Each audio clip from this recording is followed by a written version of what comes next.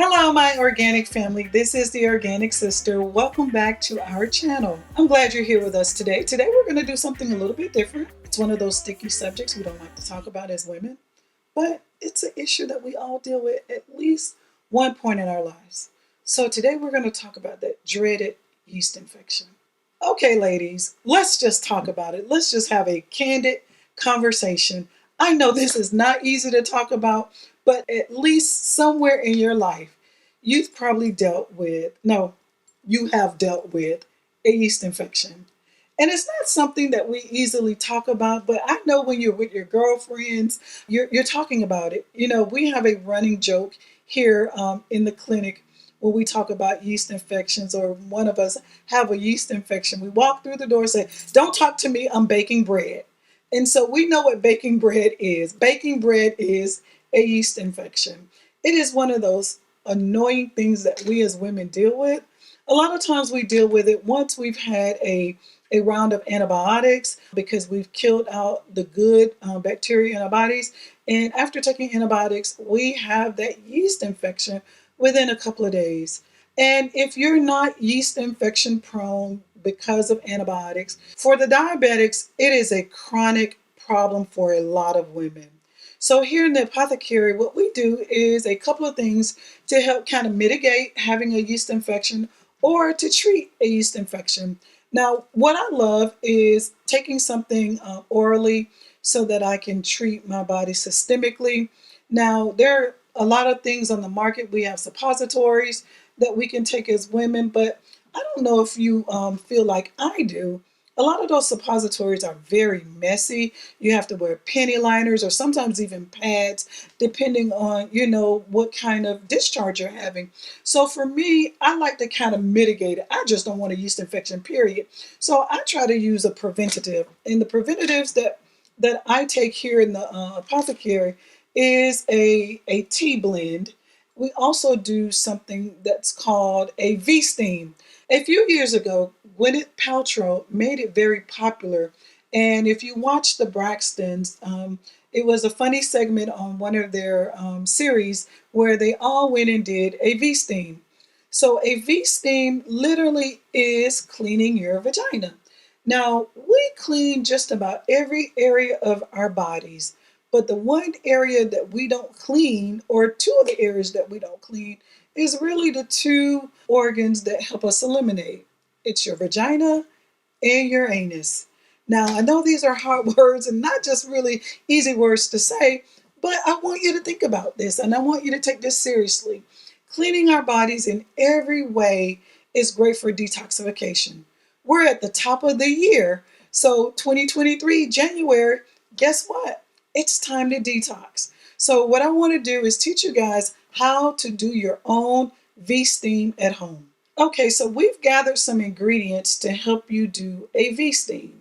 Now, here in the apothecary, we do a very concentrated V-steam because we have the equipment here and we have the herbs here.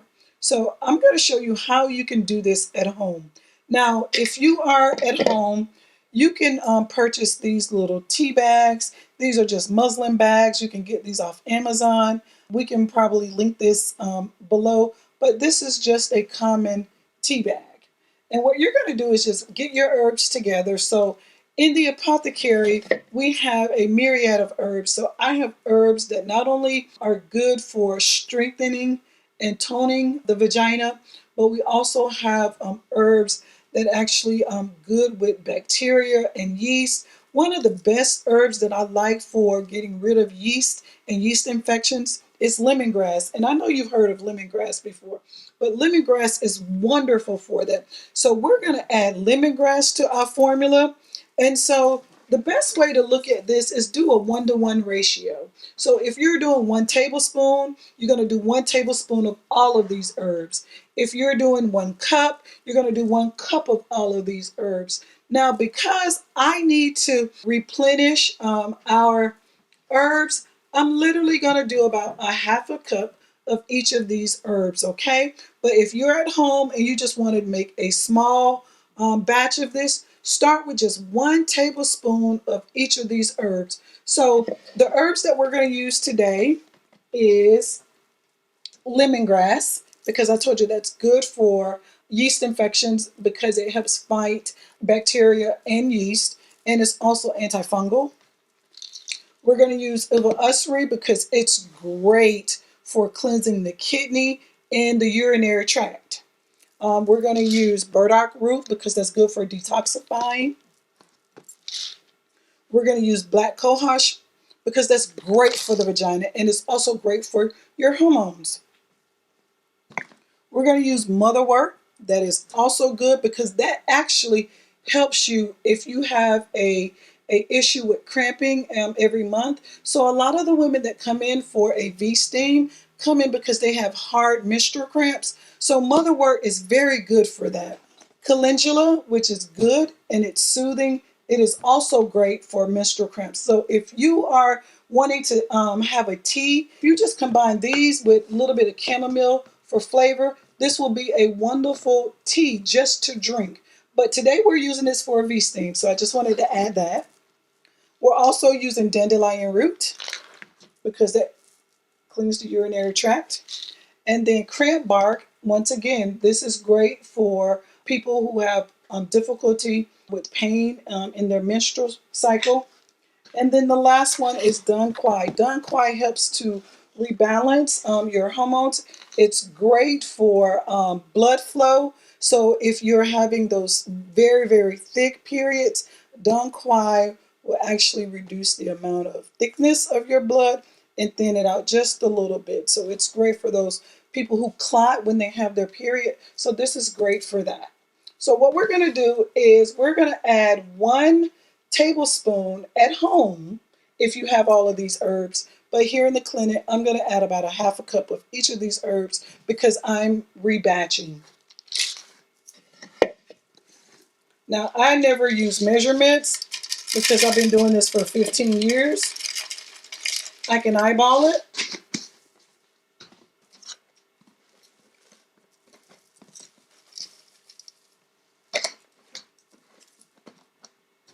And I know you may be thinking this is a lot of herbs, and it is. But if you like most women, you want that area to be as comfortable as possible.